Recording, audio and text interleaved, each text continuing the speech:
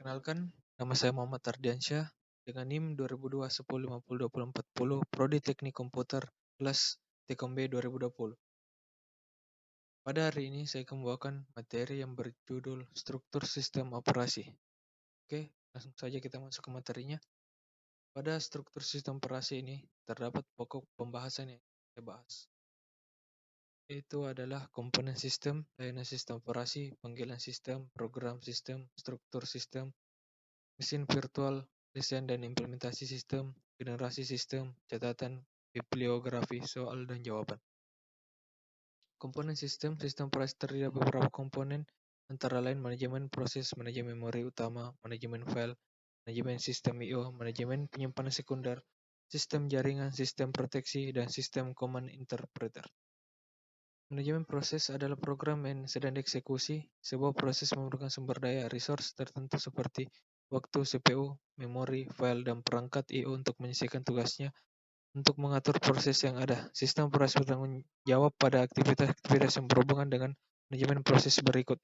A. Pembuatan dan penghapusan proses oleh user. B. Menghentikan proses sementara dan melanjutkan proses. C. Menyediakan kelengkapan mekanisme untuk sinkronisasi proses dan komunikasi proses. C. Manajemen file. File adalah kumpulan informasi yang saling berhubungan yang sudah didefinisikan oleh pembuatannya user. Biasanya file berupa program baik dalam bentuk source maupun objek dan data. Untuk mengatur file, sistem operasi bertanggung jawab pada aktivitas-aktivitas yang berhubungan dengan manajemen file sebagai berikut. A. Pembuatan dan penghapusan file. Pembuatan dan penghapusan direktori primitif yang mendukung untuk manipulasi file dan direktori. Pemetaan file ke memori sekunder. Backup file ke media penyimpanan. D. Manajemen sistem I/O. Sistem operasi bertanggung jawab pada aktivitas sistem sebagai berikut. Sistem buffer charge tentang muka device driver secara umum deliver ke device hardware yang tertentu. Layanan sistem operasi. Semua sistem operasi yang baik haruslah memiliki sebuah layanan berupa operasi I/O, memanipulasi sistem file, deteksi kesalahan, eksekusi program, dan juga komunikasi dan dalam pemakaian secara multi-sistem bisa dapat lebih menguntungkan, yang dimana bisa lebih efisien karena pemakaian sumber daya yang sama antar pengguna satu dengan yang lainnya. Oke, kita langsung saja ke pokok pembahasan. Panggilan sistem. Sistem call menyediakan antar program yang sedang berjalan dengan sistem operasi. Sistem call biasanya tersedia dalam bentuk instruksi bahasa assembly. Pada saat ini, banyak bahasa pemrograman yang digunakan untuk menggantikan bahasa assembly sebagai bahasa pemrograman, sehingga sistem call dapat langsung pada bahasa tingkat tinggi seperti bahasa C dan C++. Terdapat 3 metode yang umum digunakan untuk melewatkan parameter antara program yang sedang berjalan dengan sistem operasi, yaitu melewatkan parameter melalui register, menyimpan parameter pada tabel yang disediakan di memori, dan alamat tabel tersebut dilewatkan sebagai parameter di register seperti gambar 203. Terus penyimpanan parameter ke stack oleh program dan pop mengambil isi. Ini adalah contoh stack yang dilakukan oleh sistem operasi. Ya, kita saja. Program sistem. Sistem program menyediakan lingkungan yang nyaman untuk pengembangan dan eksekusi program. Kebanyakan user melihat sistem operasi yang didefinisikan oleh sistem program dan bukan sistem call sebenarnya. Sistem program adalah masalah yang relatif kompleks namun dapat dibagi menjadi beberapa kategori, antara lain memanipulasi file meliputi membuat menghapus file. B. Status informasi. C. Memanipulasi file. Ada beberapa editor yang sangat digunakan sebagai sarana untuk menulis. Bahas ramai dan interpret untuk beberapa bahasa.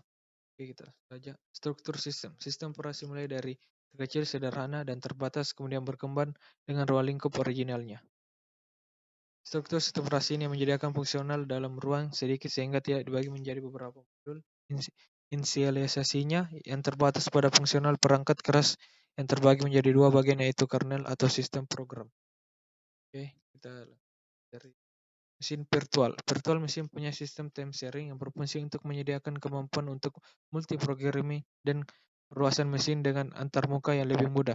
Struktur mesin Maya CMS terdiri dari komponen dasar utama, yaitu kontrol program, yaitu virtual machine monitor yang mengatur fungsi ARI prosesor, memori dan piranti I/O komponen yang berhubungan langsung dengan perangkat keras.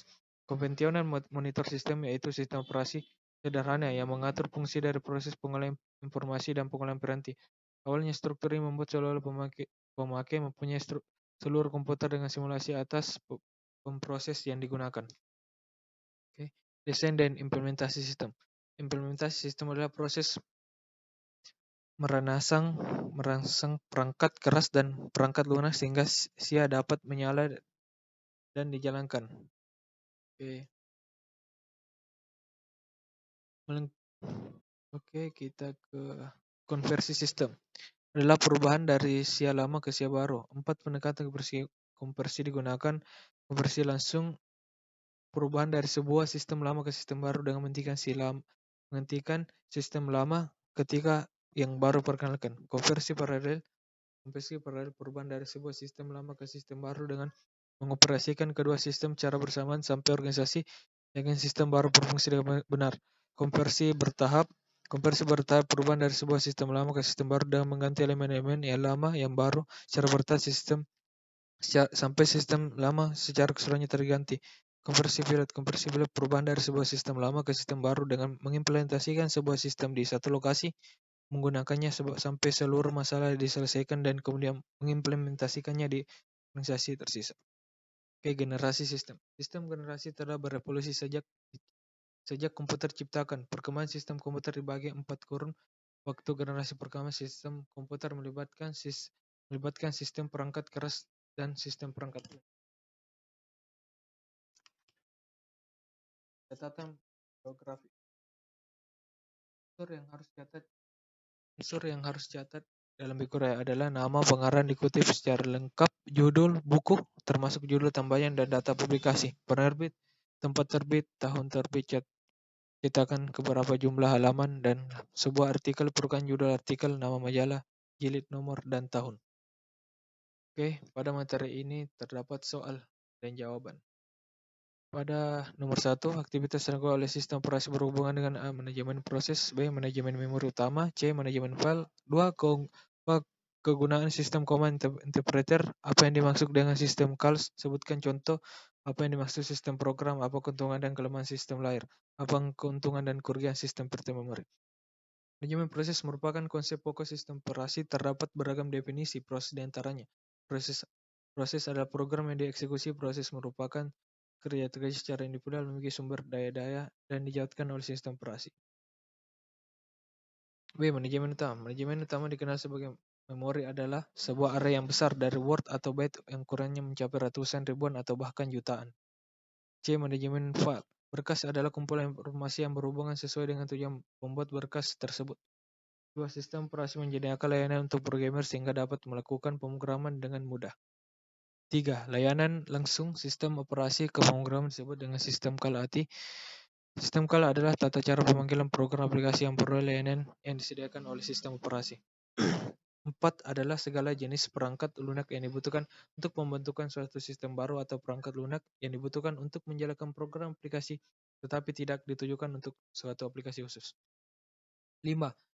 Jawaban nomor 5. Lapisan 0 mengatur alokasi prosesor, pertukaran prosesor ketika interupsi terjadi atau waktu habis, dan lapisan yang menentukan dasar multi-programming pada CPU. Lapisan 1. Mengalokasikan ruang untuk proses memori utama pada 15.2 kW RAM yang digunakan untuk menahan bagian proses ketika tidak ruang di memori utama. Lapisan kedua menangani komunikasi antara masing-masing proses dan operator konsol. Lapisan ini masing-masing proses secara efektif memiliki operator konsol sendiri. Lapisan ketiga mengatur piranti I/O dan menampung informasi yang mengalir dari ke proses tersebut. 6. Keuntungan. Keamanan bukanlah masalah. Virtual memory mempunyai perlindungan lengkap pada berbagai sistem sumber daya. Tidak ada pemegang sumber daya langsung, pemegang disk mini dan jaringan diimplementasikan pada perangkat lunak. VM sistem adalah kendaraan yang sempurna untuk penelitian